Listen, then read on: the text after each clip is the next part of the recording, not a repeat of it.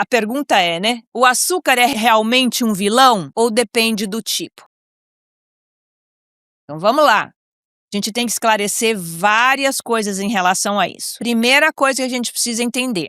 O açúcar industrializado, aquele açúcar branquinho que você compra no supermercado, bem fininho, esse, gente, a gente tem que eliminar da nossa dieta. Porque primeiro ele é um açúcar ultraprocessado. Vamos raciocinar aqui comigo. Quem já tomou caldo de cana? Que cor é o caldo de cana, gente? Marrom, esverdeado. E o açúcar, ele vem do caldo de cana. Então, se a gente parar para pensar, o que é preciso fazer, que tipo de processamento a indústria precisa usar para transformar um caldo marrom esverdeado num açúcar fininho e branco? É muito processo químico. E é esse processo químico que transforma o alimento numa coisa não saudável. Então, para aqueles que não têm diabetes, nós vamos falar sobre isso daqui um pouquinho. Para aqueles que não têm nenhum tipo de restrição em relação ao açúcar, a gente deve consumir de forma moderada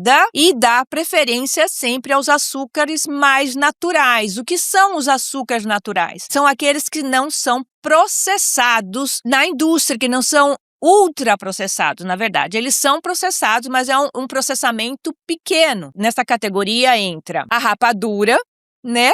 Olha o nosso interior aí do Brasil, com uma riqueza enorme cultural do uso da rapadura. O melaço, né, que é a rapadura só que numa forma mais líquida. Aí a gente entra com o açúcar mascavo, com o açúcar demerara. Aqui nos Estados Unidos, aí no Brasil eu sei que a gente também já está tendo bastante, tem o coconut palm sugar, que é o açúcar que vem da palmeira do coco, do coqueiro. Esse também é considerado um açúcar natural, mais saudável. E existem também, por exemplo, o monk fruit. O monk fruit é uma fruta em que eles tiram o açúcar dessa fruta e ele é considerado um açúcar que não aumenta muito a glicemia. Então, ele já seria mais indicado para as pessoas que são diabéticas, mas mesmo assim, vamos lá, raciocinando de novo. Por que tipo de processo o açúcar precisa passar para ficar branquinho, em pó branco, igual o monk fruit? Para quem já fez consumo do monk fruit, você sabe. É um pozinho branquinho, então ele é processado. Então, assim,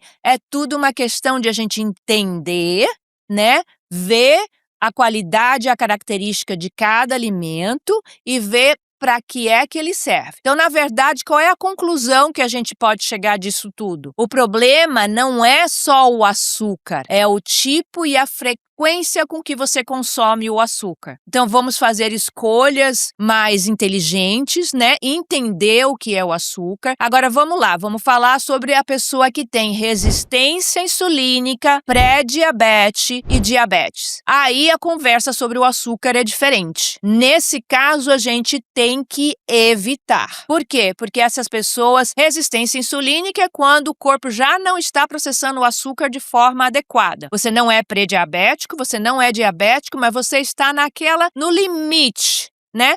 Mais um pouquinho você pula para a próxima fase. Então, na resistência insulínica, definitivamente você precisa procurar açúcares mais naturais e consumir o mínimo possível. Quando você é pré-diabético, aí eu já digo que você tem que eliminar mesmo os açúcares naturais e ficar num consumo muito moderado de frutas, porque as frutas têm a frutose. E se você é diabético, aí a gente tem que eliminar tanto os açúcares naturais quanto a frutose.